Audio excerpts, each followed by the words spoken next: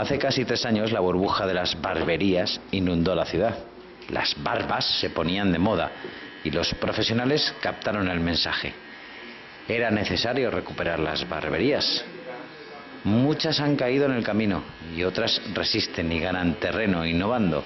Es el caso de Brooklyn Barber Shop, resistiendo a las modas, con un ir y venir de clientes que en su mayoría proceden de otras culturas más acostumbradas a arriesgar en cuestión de pelos.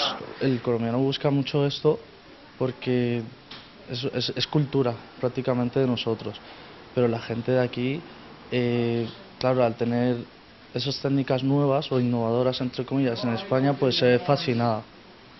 Y y donde estamos ubicados, gracias a donde estamos ubicados, tenemos gente de Estados Unidos, de Italia.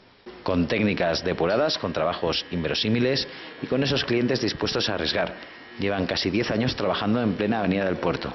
Y sí, cada vez más valencianos vienen a este hogar con aroma colombiano que sigue dispuesto a seguir al pie del cañón y a sorprender a sus visitantes. Realmente yo lo que prefiero es marcar la diferencia. Se marca la diferencia con un trabajo meticuloso con la navaja en todas las partes de la cabeza para hacer un corte de pelo. ¿Y esto es lo que